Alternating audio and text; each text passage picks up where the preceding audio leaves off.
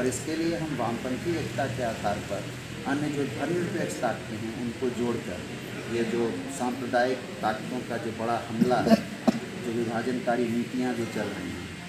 झारखंड में, जिस तरीके से जल, जंगल, ज़मीन और दूसरी चीज़ों की लूट हो रही है, जो कारपोरेट हिंदुत्व का हमला है, इसके खिलाफ जो है हम वामपंथी पार्टियों को इकट्ठा करेंगे, धर्मनिरपेक्ष पार्टियों को इकट्ठा करेंगे और एक जनपक्षीय विकल्प झारखंड में कैसे बने इस दिशा में हम आगे बढ़ेंगे। झारखंड की उपराजधानी दुमका के इंडोर स्टेडियम में CPIM का 7वां झारखंड प्रदेश सम्मेलन रविवार को संपन्न हो गया। इस सम्मेलन में झारखंड के नए राज्य सचिव प्रकाश विप्लव चुने गए। सम्मेलन के बाद राज्य के सचिव ने कहा कि 350 से ज़्यादा प्रतिनिधि और दर्शक इस कॉन्फ्रेंस में शामिल हुए और लगभग 2 दिनों तक 9.5 घंटा जो है वो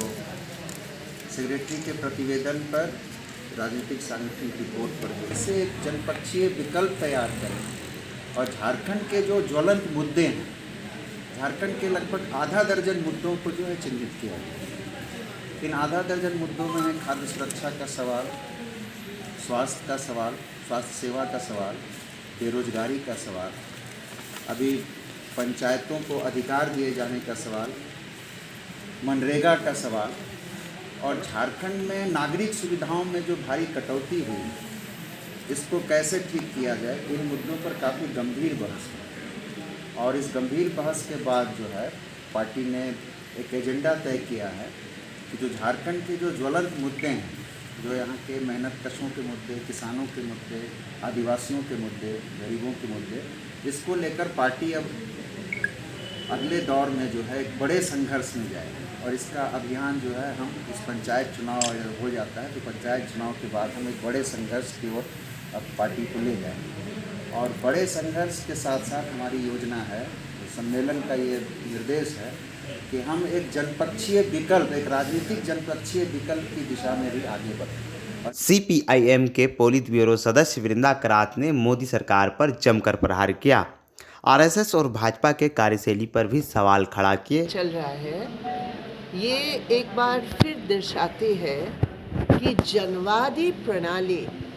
हमारे पार्टी के अंदर किस रूप में अमल में हम लोग लाते हैं। देश भर में इस प्रकार के सम्मेलन में चुने हुए डेलीगेट्स गांव से, शहर से, बस्तियों से, हर समाज के हर तबके से वो अपने अपने इकाइयों से चुनकर यहाँ सम्मेलनों में आते हैं, बहस करते हैं, अपनी राय देते हैं और अपना नेतृत्व का चुनाव करते हैं। यहाँ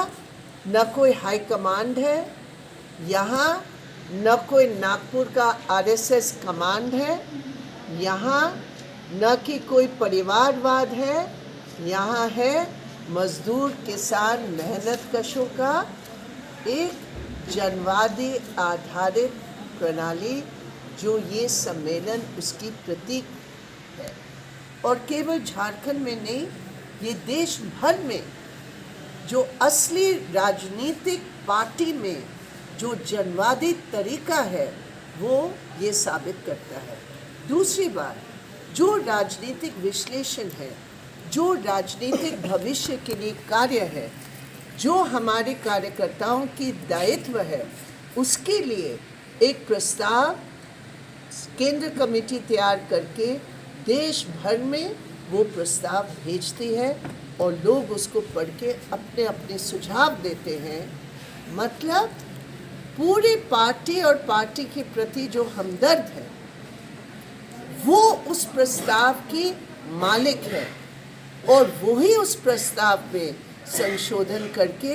हम लोग पार्टी सम्मेलन में उसको पारित करते हैं। तो पहले बार कम्युनिस्टों की जनवाद के प्रति अपने पार्टी के अंदर जो एक प्रक्रिया है,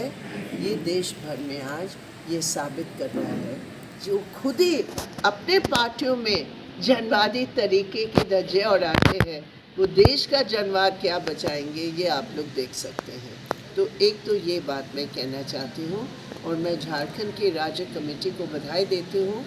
और दुमका की जनता को मैं बहुत धन्यवाद देती हूँ कि उन्होंने हमारी ऐसे मदद की हमारे सम्मेलन को सफल करने के लिए। और दूसरी बात मैं कहना चाहती हूँ, दुमका लाइव न्यूज के लिए दशरथ महतो की रिपोर्ट।